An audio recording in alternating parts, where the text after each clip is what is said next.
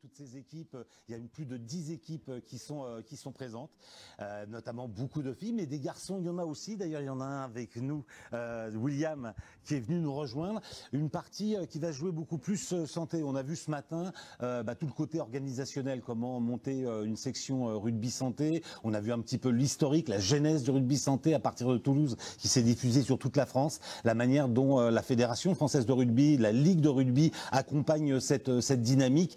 Comment aussi, on a vu pour les médecins, pour les soignants, pour les accompagnants, comment ça se mettait en place. Enfin bref, on a fait ce tour d'horizon aujourd'hui et cet après-midi surtout, on va un petit peu focuser sur le côté médical parce qu'il est important. On parle de rugby évidemment, mais on parle de santé. Donc on va parler de pathologie, on va parler un petit peu aussi de lien social, on va parler un petit peu de se réapproprier son corps. Enfin bref, tout ce que ce sport santé peut apporter aux patients atteints de différentes pathologies. Là aussi, on fera le point sur les pathologies que ça concerne.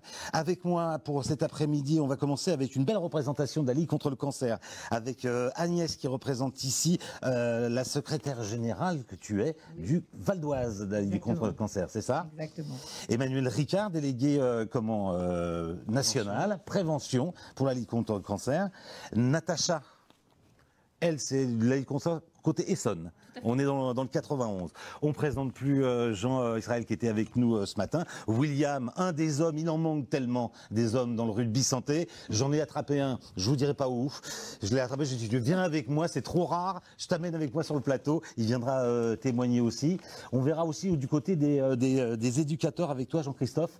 Des éducateurs donc rugby spécialisés évidemment, du côté de la SPTT et du rugby club de Montreuil, si je me trompe pas, avec des interventions à l'hôpital Saint-Louis à Paris.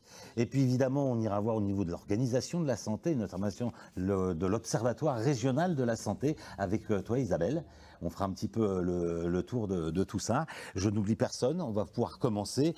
Et puis évidemment, on va se poser la première de toutes ces questions parce qu'on parle de rugby santé qui est associé beaucoup au cancer gynécologique ou au cancer du sein chez la femme. On le dit, il y a une grosse représentation féminine dans cette activité. Mais est-ce que c'est l'unique pathologie que ça concerne, le rugby santé ou le sport santé? On va commencer peut-être avec toi Isabelle. Le micro. Il faudra parler au micro. Ça a commencé effectivement avec le cancer. Mais il y a un nombre incroyable de pathologies qui sont concernées qui bénéficient de l'activité physique. D'abord parce que être actif et c'est être en meilleure santé, c'est se sentir mieux, c'est avoir plus confiance en soi.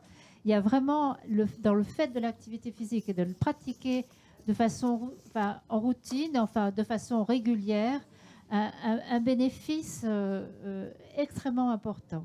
Mais on sait aussi que sur des pathologies comme le diabète, comme l'hypertension, comme toutes les maladies cardiovasculaires, les maladies respiratoires, même les insuffisances respiratoires, sur les pathologies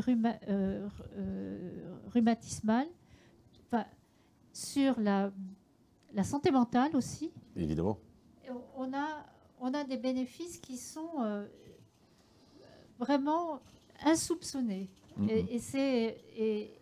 Et vraiment, il faut absolument qu'il y ait cette idée qui passe que l'activité physique, et pas seulement l'activité sportive d'ailleurs, parce que tout le monde n'a pas envie de s'inscrire dans une activité sportive, mais l'activité physique est extrêmement bénéfique. Et alors, pour les malades chroniques, ça réduit en général la mortalité, ça réduit les récidives, ça réduit les hospitalisations consécutives. Quand on fait la liste des bénéfices dans la littérature internationale et scientifique, c'est absolument stupéfiant et j'avoue que j'ai du mal à comprendre pourquoi cette idée ne passe pas, parce que c'est tellement contendant les résultats et c'est tellement incroyable que il n'y a pas photo, quoi. Il faut y aller, il faut convaincre d'abord les médecins, je crois, parce que les médecins ne sont pas encore convaincus qu'il faut pratiquer l'activité physique, il faut le faire dès que possible après un traumatisme ou après une phase aiguë d'une maladie chronique. Il y a même des cas où on peut prescrire l'activité physique en première intention, à l'exception même de traitements médicamenteux. Donc, je ne vois vraiment pas il y a très très peu de contre-indications. Oui, on reviendra dessus. Il y a peu de contre-indications en fin de compte. Quasiment pas de contre-indications. Enfin, bref, il n'y a pas à hésiter, il faut y aller. Ouais. Et non seulement sur la santé, mais sur le bien-être, il y a aussi le lien social. Alors ça, c'est pour le type d'activité qu'on peut faire. Le collectif versus marcher versus aller nager. Je crois que ça dépend vraiment de chacun. Il faut que dans cette réinscription et de remise en forme quand on a une maladie chronique, c'est très important d'écouter ce que la personne sait, aime faire, être à l'écoute et essayer d'adapter le programme d'activité physique à son contexte, à son environnement et à ce qu'il aime. Ce qu'il aime, hein. On ne fera pas nager quelqu'un qui ne sait pas nager ou qui n'aime pas nager. Ouais, on va rester dans l'actualité. Est-ce qu'on peut considérer, par exemple, que sur des Covid longs, puisque malheureusement on sort de cette période de pandémie, enfin on y est encore un petit peu, faut dire la vérité. Est-ce que là c'est pareil, on peut aussi fédérer ce genre de pathologie? Alors on a moins de recul sur le Covid long parce que. Mais il semble que la réadaptation, mais douce, enfin je veux dire, on ne demande pas à quelqu'un qui a une maladie chronique importante de courir un marathon. Hein. Évidemment. Donc il faut absolument adapter, mais il ne faut pas se dire que c'est une contre-indication et c'est une contrainte. Ça, je crois que c'est complètement à bannir. Il va falloir convaincre. Justement, on parlait de pathologie. Emmanuel, du côté de la Ligue contre le cancer. Sur l'histoire des Covid longs, et pour faire un lien avec le cancer, et pour compléter ce que vient de dire Isabelle, il y a un lien aussi paradoxal entre le muscle, l'activité physique, et l'immunité. Donc par rapport au Covid long, on pense qu'il peut y avoir des interactions. Et l'intérêt de l'activité physique, c'est qu'elle remet un peu les pendules à l'heure par rapport à tous les mécanismes hormonaux, sur le contrôle de l'horloge biologique, pour le sommeil, sur la question de la régulation de l'insulinémie pour le diabète, puisqu'on l'aplatit. Donc, il y a des interactions entre ce muscle, à qui, en général, on ne confie qu'une fonction motrice, mais qui a un impact complètement sur l'ensemble du corps et les interactions qu'on peut avoir. D'où ce qu'on disait sur l'humeur, d'où ce qu'on disait par rapport à l'alimentation, à l'hypertension. Et donc, souvent, c'est des choses qu'on néglige par rapport à ce qui est dans la santé, la question du bien-être. Alors justement, la Ligue contre le cancer, on le sait, hein, le cancer, ça a été un petit peu fédérateur au début de cette expérience, et notamment du rugby santé. On l'a vu en témoignage ce matin avec les rugbyistes de Toulouse, qui sont un petit peu à la genèse de tout ça. Comment la Ligue contre le cancer communique, parce qu'on le voit bien, il y a un vrai problème de communication autour du sport santé et du rugby santé pour l'occasion. Donc je crois qu'au niveau des comités, ça fait déjà quand même plusieurs années qu'on communique sur le bienfait de l'activité physique. Moi, ça fait très longtemps que je suis au comité du Val d'Oise. Ça fait plus de 15 ans qu'on a déjà une spécificité avec de l'activité physique adaptée, en fait. Bien sûr.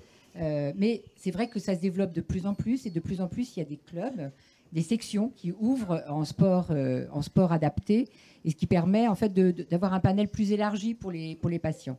Mais je trouve aussi que depuis quelques années, les patients eux-mêmes se mobilisent et ont dans l'idée, enfin pas dans l'idée, mais veulent faire de l'activité physique et se rendent compte que, voilà, parce que c'est vrai qu'on a quand même pas mal communiqué, qu'il y a beaucoup d'écrits, et donc ça, voilà, les personnes quand même maintenant d'office disent il faut que je fasse moi aussi une activité physique.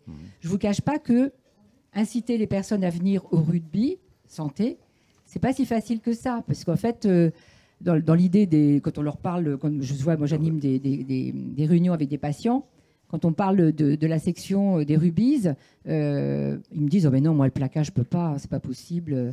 Tu te rends compte voilà. » Donc c'est vrai qu'il faut expliquer. C'est bien qu'il y ait des journées comme ça parce que ça permet de voir Évidemment. et de prendre conscience de ce que ça peut être. Et ce qui est très important, je pense que c'est surtout un sport d'équipe qui permet de créer du lien, de recréer du lien social, ce dont ont besoin les patientes. Et là, justement, j'avais une personne qui pratique et qui me disait « ça me fait du bien parce que là, au moins, j'ai pas besoin d'expliquer, j'ai pas besoin de dire. On sait, voilà, de nous-mêmes, on sait que si je peux plus courir parce que je suis fatiguée, c'est parce que le traitement est là. Et ça fait beaucoup de bien. Et c'est là l'intérêt, plutôt que d'aller dans des sections voilà, normales, enfin normales, Ouais. je veux pas, Oui. voilà, d'activités classiques. Voilà, il y a vraiment une cohésion qui se fait au niveau du groupe et un soutien. Et ça, c'est très important. Voilà. J'en profite parce qu'il y a l'actualité qui nous rattrape. On entend des rires et tout ça. C'est parce que il y a, pour ceux qui nous écoutent, il y a un studio photo juste à côté où les joueuses viennent se prendre en photo. On en reparlera avec notre artiste photographe qui est avec nous tout à l'heure sur une autre thématique. Mais c'est pour ça qu'il y a un peu de mouvement, qu'on entend rire et tout ça. Mais c'est bien, ça fait partie de la bonne humeur ambiante. Natacha, de ton côté, dans l'Essonne, comment ça s'inscrit au niveau le sport santé, le sport le rugby santé, comment ça s'inscrit dans vos outils à la Ligue? Parce qu'évidemment, il n'y a pas que le sport santé à la Ligue contre le cancer. Tout à fait. C'est vrai que la Ligue contre le cancer est essentiellement connue comme le premier financeur de la recherche contre le cancer, mais une de nos missions essentielles et pour laquelle moi personnellement je suis venue à la Ligue, c'est d'accompagner les personnes malades. Notre leitmotiv, c'est d'améliorer la qualité de vie des personnes qui sont touchées par la maladie. Alors en Essonne, c'est vrai qu'on a la chance d'avoir le Centre national de rugby à Marcoussis, hein, donc forcément c'était une rencontre presque évidente quand tout à l'heure vous nous disiez la Ligue est très représentée sur ce plateau. Ben oui, parce qu'on a eu la chance d'une rencontre entre nos deux fédérations et l'idée d'un coup d'envoi même au Stade de France sur un France-Italie juste avant le Covid entre Axel Kahn, hein, qui était à l'époque notre président, et une joueuse, Elodie. Voilà, qui était une joueuse de rugby finalement avant la maladie, qui a été touchée par le cancer du sein et qui du coup a basculé dans le rugby santé et a été une belle ambassadrice en fait de ce sport, parce qu'on sait que améliorer la qualité de vie, je le disais, est extrêmement important, et cette idée reçue de se reposer quand on est malade, que ce soit d'un cancer ou de toute autre maladie chronique, il faut lutter contre cette idée reçue, parce qu'en fait, oui, il faut se reposer, mais il faut être en mouvement. Moi, j'ai même entendu que pour une maladie du dos, il ne faut pas rester trop longtemps couché, mais il faut se remettre à marcher assez rapidement. Ouais. Dans la maladie, c'est pareil. C'est une manière de lutter contre la fatigue. C'est une manière, bien évidemment, de lutter contre une récidive d'un cancer. On le sait, c'est démontré depuis longtemps. Et c'est vrai que je pense à notre homme là, qui est à côté de nous sur le rugby des hommes. Mais c'est vrai qu'on accompagne au niveau de la gym, dans l'activité physique depuis longtemps à la Ligue contre le cancer. On a essayé d'ouvrir vers d'autres fédérations sportives comme le rugby, le tennis, pour faire aussi venir des hommes, figurez-vous, à cet accompagnement qui est essentiel pour se sentir mieux et aussi travailler sur une prévention d'autres maladies. Hein. L'activité physique, voilà, elle est valable pendant la maladie et dans les suites d'un cancer, mais aussi pour éviter de déclencher d'autres maladies. La lutte contre la sédentarité, voilà, est au cœur des préoccupations de tous aujourd'hui. Okay. Ça permet peut-être aussi de supporter, on sait que c'est des pathologies où il y a des traitements lourds parfois. Est-ce que ça permet de mieux supporter les traitements? Tout à fait. Je ne sais pas si Emmanuel t'en parlerait peut-être mieux que moi. Ça diminue la fatigabilité. Donc on sait que l'activité physique, elle doit être commencée pendant le traitement, enfin le plus tôt possible, dans la mesure où traditionnellement on s'en servait plutôt un peu comme une rééducation, alors qu'on sait qu'avoir une activité physique aide à mieux supporter l'impact des traitements, et en même temps, Isabelle le disait, sur le sommeil, donc la période cruciale qui va être cette période avec l'impact fort des chimiothérapies et tout ça, ça atténue les effets secondaires, ça permet de mieux les encaisser, et donc c'est aussi un gain en termes de chance par rapport à la continuation du traitement complet.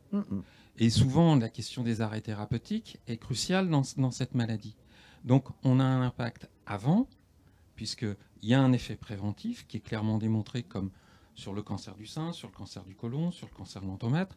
Il y a un impact pendant et il y a un impact après sur le maintien pour éviter la récidive.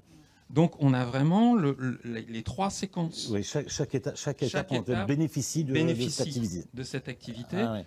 Et il faut aussi penser qu'il y a un effet dose. C'est-à-dire qu'il ne faut pas se dire que parce qu'on n'y arrive pas, qu'on en fait un petit peu, ça ne sert à rien. Au contraire, le peu d'activité physique qui est regagné est toujours importante et nécessaire. Si en plus on peut passer au sport, c'est encore mieux.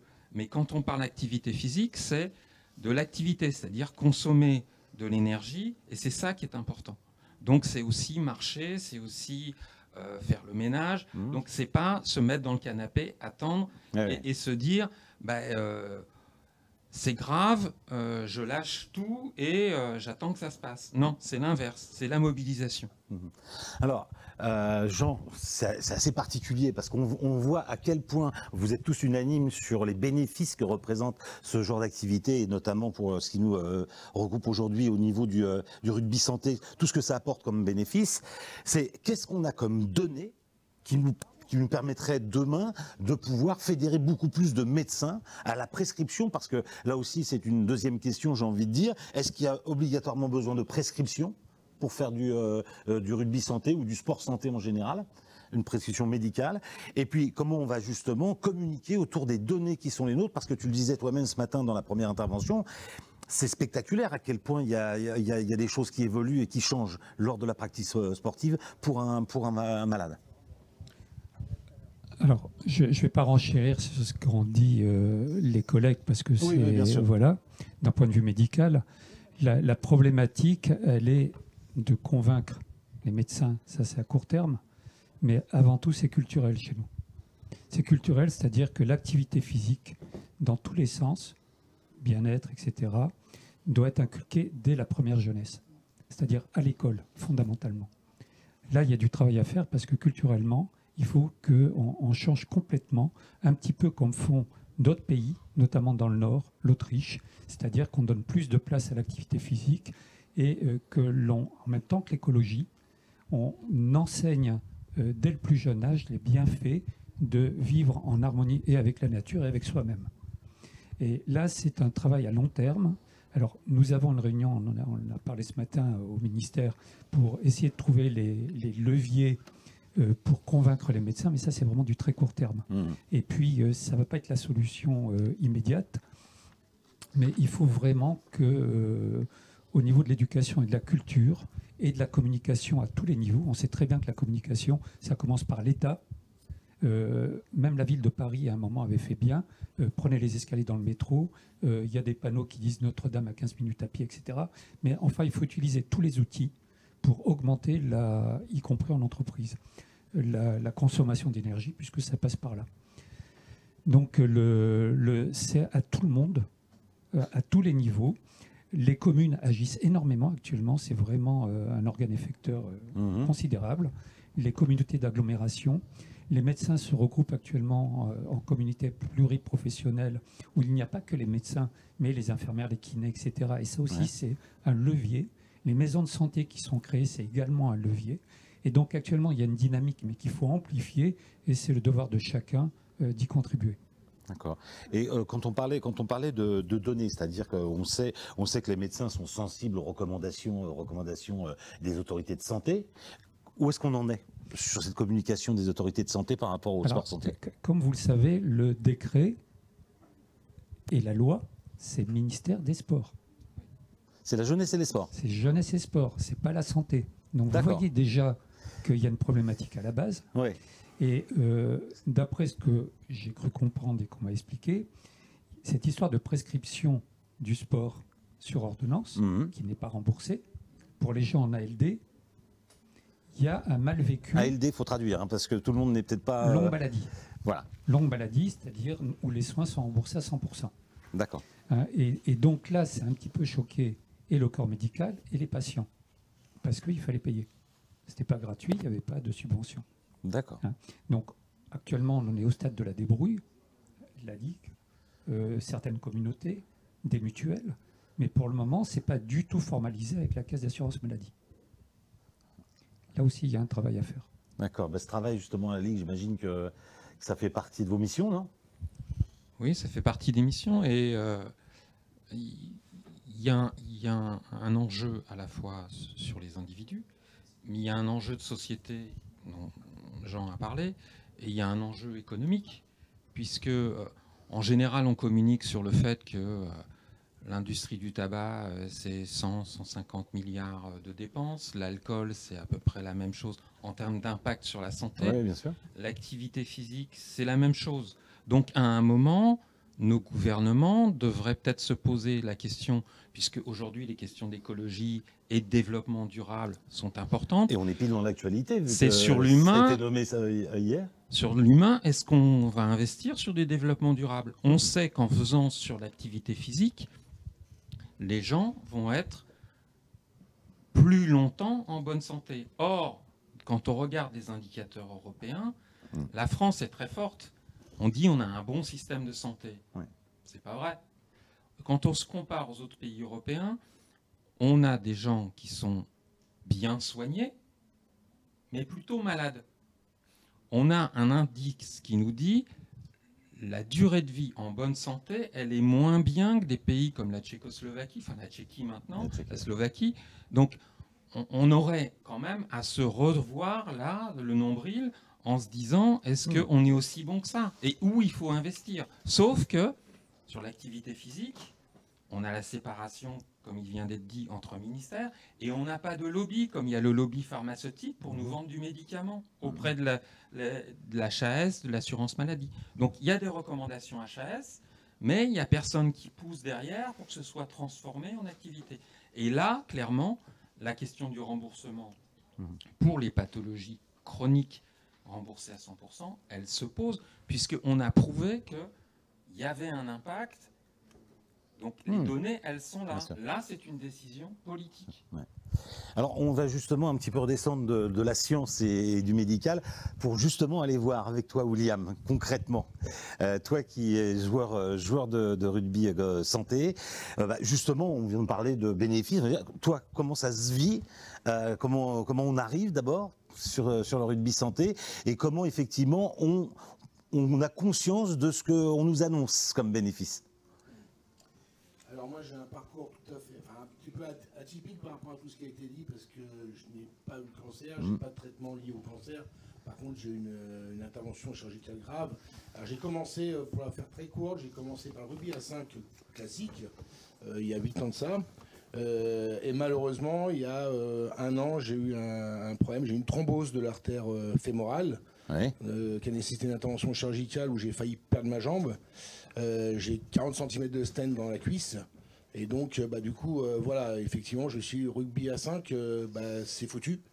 Alors, on parle même pas du rugby classique à 15 ou à 7, il y a des plaquages, etc. Donc ça, c'est même pas la peine d'en parler. On est plus dans les problèmes cardiovasculaires dont tu parlais, Isabelle. Voilà, et du coup, la section, donc comme c'était le même coach qui faisait le 5 classique et qui a ouvert au mois de septembre, c'est une section toute neuve du 5 santé, je me suis dit, tiens, c'est l'occasion de remettre le pied à l'étrier avec chacun le niveau. Et puis je peux vous dire que, si je peux résumer, c'est une très belle aventure avec de très belles personnes.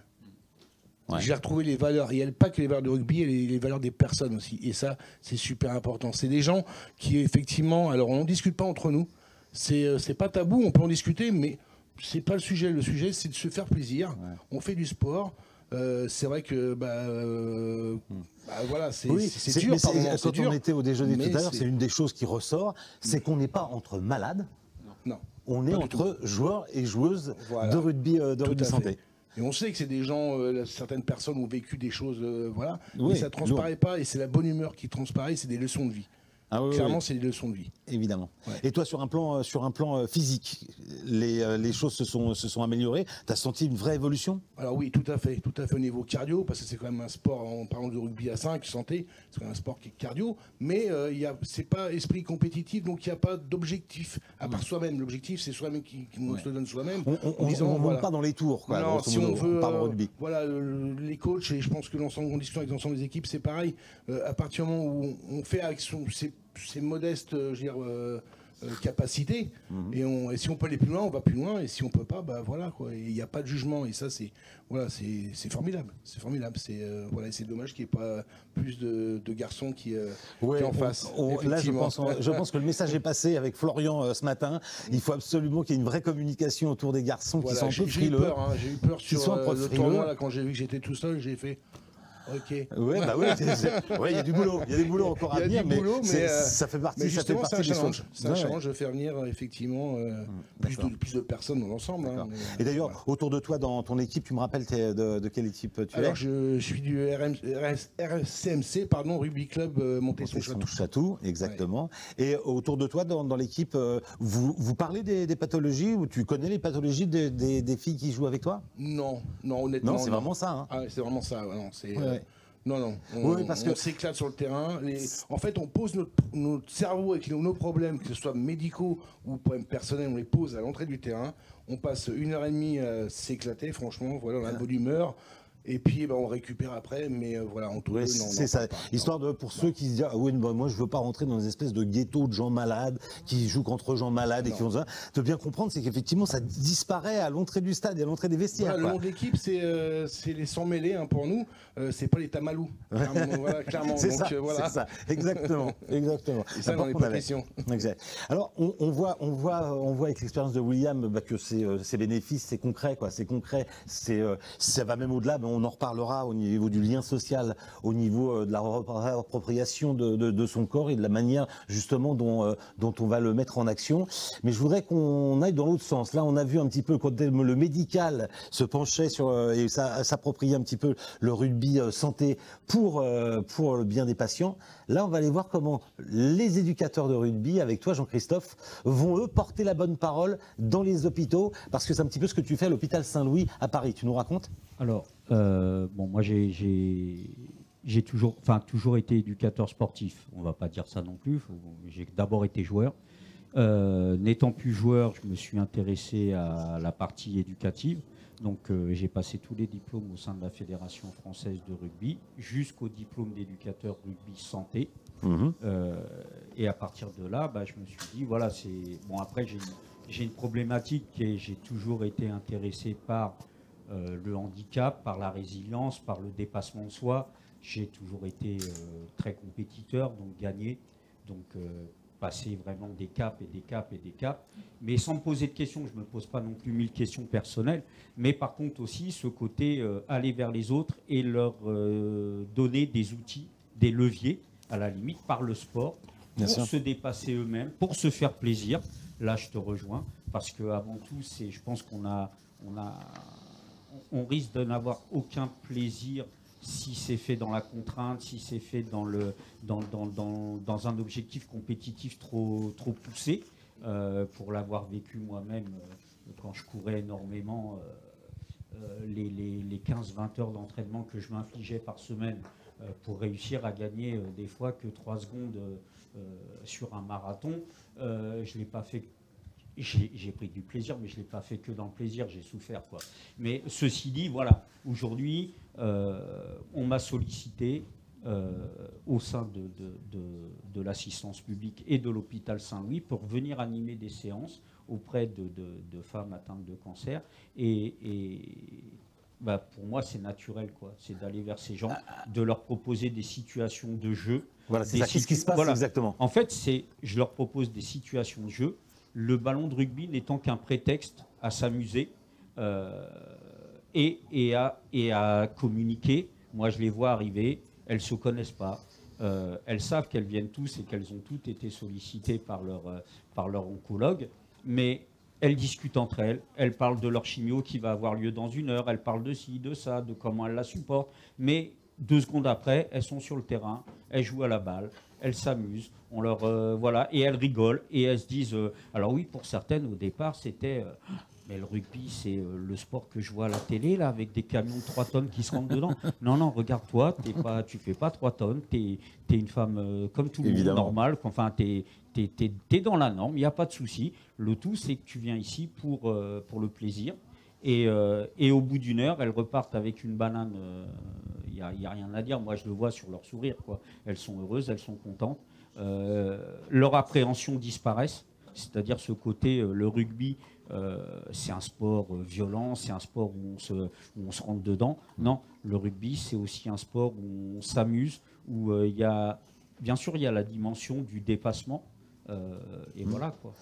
Pour qu'on se rende bien compte, tu fais combien d'interventions, grosso modo? Alors, avec, on va dire, je suis un peu particulier aussi, c'est toujours pareil, c'est j'interviens à Montreuil, 1 heure par semaine, j'interviens à Saint-Louis, 1 heure par semaine, j'interviens sur la SPTT Grand Paris, 1 heure par semaine.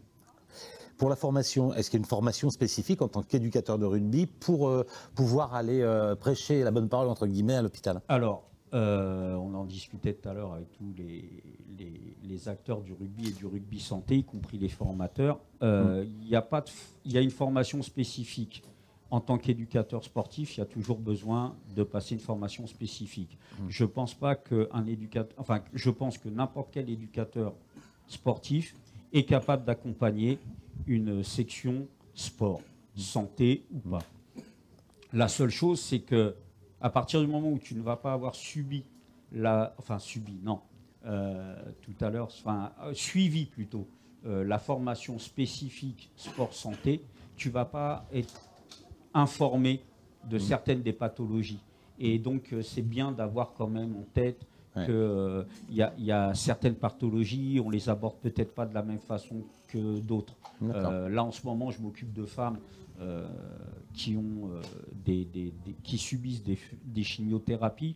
Donc, souvent, elles viennent et elles ont un cathéter de posé. Je ne vais pas leur faire les mêmes ateliers qu'à d'autres personnes. Elles ont quand même en elles un cathéter. Après, voilà, quoi, c'est gênant. On va faire attention sur la puissance à laquelle on fait l'atelier, la puissance à laquelle on fait des passes, à peut-être aussi adapter. Enfin, sans arrêt, on se réadapte à son public. Alors justement, d'entendre le témoignage de Jean-Christophe, ça me fait penser quand même à une chose. Autant pour le cancer que pour le côté médical, avec Isabelle ou avec toi, Jean, c'est de dire, est-ce que il n'y a pas des choses qui peuvent se passer aussi en centre de réadaptation? On sait que pour des pathologies chroniques ou des pathologies plus longues, il y a des centres de réadaptation. Je ne sais pas si Isabelle ou Jean, vous voulez réagir à ça. Est-ce qu'on ne pourrait pas justement intégrer cette culture de dire ce qu'on travaille en centre de réadaptation, on le prolonge dans son quotidien, dans sa vie courante, par le sport santé? Alors, les centres de réadaptation, il y en a. Alors, réadaptation cardiaque depuis des années, réhabilitation respiratoire, etc. Et alors, il y a une bonne formule, ça s'appelle des programmes passerelles à l'hôpital.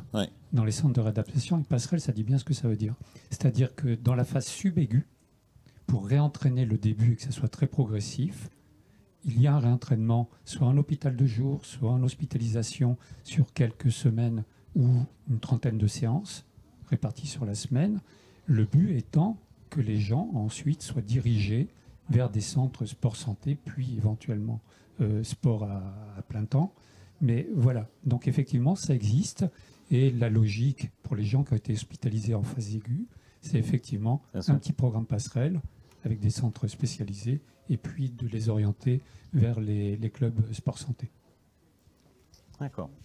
Agnès, concrètement pour la Ligue pour le cancer, dans le 95, puisque aujourd'hui on est accueilli dans un club du 95, on va rester local, ça se fait. Quelles sont les actions concrètes qui sont menées? Donc là, par exemple, comme aujourd'hui, vous avez un stand qui est à l'entrée, à l'accueil. Vous vous connaissez bien. J'ai vu que tu connais beaucoup de gens qui sont là dans le domaine du rugby santé. Mais concrètement, comment ça se met en place? Alors, le rugby santé, c'est une chose. Après, il y a toute l'activité physique adaptée. C'est-à-dire que ce que disait Natacha, on est dans l'accompagnement des personnes malades et des proches, à la fois pendant la maladie et aussi à la fin de la maladie, en proposant des soins de support. Et donc, déjà au niveau du comité lui-même, on propose de l'activité physique adaptée, mais aussi on a des partenariats d'engagés avec d'autres associations sportives, que ce soit l'éducation physique, gymnastique volontaire, qui organisent en fait des ateliers et des séances pour les personnes qui sont à la fin des traitements ou qui sont en rémission. mais qui peuvent aussi être prises en charge pendant les traitements. Enfin, on travaille aussi avec différentes maisons de sport santé. En fait, actuellement, la Ligue est engagée, enfin nous au niveau du Val d'Oise, mais aussi au niveau du 91, dans une nouvelle action qui, pour le coup, est un financement de certains soins de support. Donc on commence aussi, l'Agence régionale de santé et le ministère, hein, donc au préalable, bien sûr, on se rend compte que pour qu'il y ait une bonne réinsertion et que les personnes puissent redémarrer dans la vie sociale et la vie active, il est important peut-être qu'elles puissent bénéficier de certains soins de support, à savoir la prise en charge psychologique, une prise en charge aussi diététique, mais aussi de l'activité physique adaptée. Voilà. Donc il y a un financement qui est fait pour proposer ces 3 soins de support aux personnes qui sont à la fin de leur traitement et dans l'année qui suit la fin des traitements. Donc c'est vraiment inciter les personnes à pouvoir se réengager. Alors, le financement, il est ce qu'il est. Je pense qu'il faudra le faire évoluer. Ça fait sourire Natacha. Oui, parce que je pense qu'on est dans la même difficulté. C'est ça. Disons qu'il ne correspond peut-être pas tout à fait au montant des prestataires, hein, au tarif, à la réalité du coût en fait d'une consultation de psychologie ou de diététique. Et alors pour l'activité physique adaptée, c'est encore plus embêtant parce que n'est financé que le bilan de l'activité physique adaptée. C'est-à-dire qu'effectivement, la personne va être vue, on va lui dire il est intéressant, après avoir fait un bilan, l'éducateur va l'orienter sur l'importance de pouvoir reprendre une activité, mais il n'y a pas le financement pour faire cette activité. Voilà. Donc nous, je pense que je parle au nom de Natacha, mais je pense qu'on est toutes les deux dans la même directive et on a les mêmes idées. C'est pour ça qu'on s'est rapprochés aussi, nous sur le département, de toutes les maisons de sport santé. Parce que je pense qu'on ne peut pas dire à une personne, voilà, vous pouvez faire ça, et ne pas l'orienter sur une activité avec un coût pas trop élevé, parce qu'on a toutes les situations. C'est vrai que la personne qui n'a pas de difficultés financières, elle va pouvoir peut-être faire du golf ou faire du tennis, mais tout le monde ne peut pas. Et c'est vrai que les maisons de sport santé, sur notre département, ouvrent des possibilités d'avoir une prise en charge sur des activités adaptées, en fait, et avec un coût moindre, très, très peu important. Donc, voilà. Donc, on va enclencher beaucoup de partenariats avec toutes les maisons de sport santé du département on a quand même de nombreuses maisons qui, aujourd'hui, sont en cours de labellisation ou déjà labellisées, hein. Alors, sur notre département, ça démarrait, mais vraiment, il y a une grande impulsion, ce qui était dit tout à l'heure. Je pense que les municipalités sont très, très, très impliquées et de plus en plus, en fait. Alors, je vais passer la parole à Isabelle parce que je crois que tu allais réagir, mais je te reposerai une question après. Vas-y. Oui,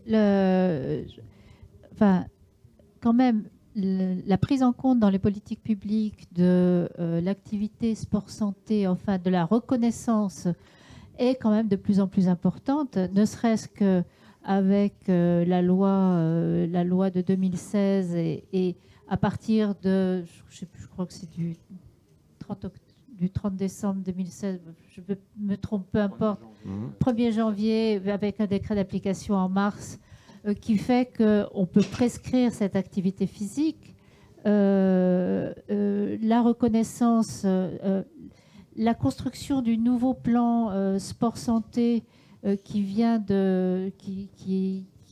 été mis en place en 2019 et qui reprend d'ailleurs beaucoup des préconisations des expertises INSERM, c'est-à-dire qui repose sur ce qu'on sait, les preuves, j'allais dire les preuves scientifiques, ont été reprises dans ce plan et particulièrement ont promu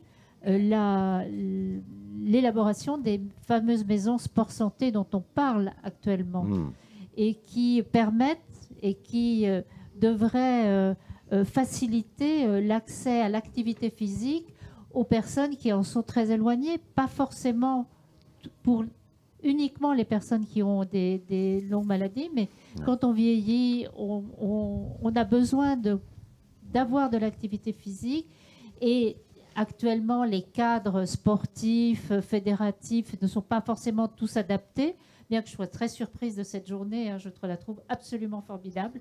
Mais je ne suis pas sûre que ce soit partout comme ça. Et donc, il y a quand même une prise de conscience politique sur des politiques et de leur concrétisation pour mettre en place des filières qui permettent à tout le monde d'avoir une activité physique. Okay. En résumé, il y a encore beaucoup de choses à faire, on l'a compris, mais il y a déjà beaucoup de choses qui sont dans une bonne dynamique en tout cas, qui avancent dans le bon sens. Pour terminer, il nous reste à peine quelques minutes. J'aimerais qu'on voit, parce que là on a vu un petit peu le côté strictement médical, j'ai envie de dire, et comment effectivement pour un médecin et pour un patient, comment on fait évoluer, comment on arrive à tirer des bénéfices de ce genre d'activité physique dans le rugby santé évidemment pour ce qui nous rassemble aujourd'hui, mais au-delà de ça, et William l'a bien exprimé aussi, il y a tout le côté psychologique de ce genre d'activité, en lien avec le côté social que ça apporte, et c'est peut-être aussi pour ça que le rugby, dans sa culture autour de l'équipe, autour du groupe et de la capacité de vivre plus que le sport. Puisque il y a les troisièmes mi-temps, il y a aussi tout le côté solidarité. J'entendais aussi pareil au déjeuner Elvie qui disait mais attends mais moi c'est bien plus que des joueuses de mon équipe. Tout à l'heure on avait un témoignage bouleversant d'une qui disait mais quand j'ai fait une rechute, que je me suis retrouvé à l'hôpital, j'ai eu des dizaines de SMS quand je me suis réveillé de mon opération, elles étaient à côté de moi. Enfin je veux dire ça développait quelque chose de vraiment fort. Je pense qu'il y a cet aspect psychologique quand même qui est lié. Je ne sais pas qui pourrait réagir sur ce côté psychologique des choses. Jean ou William, tout à fait. Tu le vis toi? Ouais, je le vis effectivement. Je dirais comme je disais, c'est une belle aventure et c'est surtout on fait un. En fait, voilà, il y a une équipe, mais c'est un. Je veux dire quand quelqu'un a vraiment un problème et veut l'exprimer, eh ben on fait qu'un. C'est comme ça s'explique pas. Ça fait partie, du jeu entre guillemets. C'est encore une fois, c'est une très très belle aventure. C'est une très belle aventure et à plusieurs, je sais plus qui l'avait dit, mais tout seul on va peut-être plus vite, mais ensemble on avance plus loin.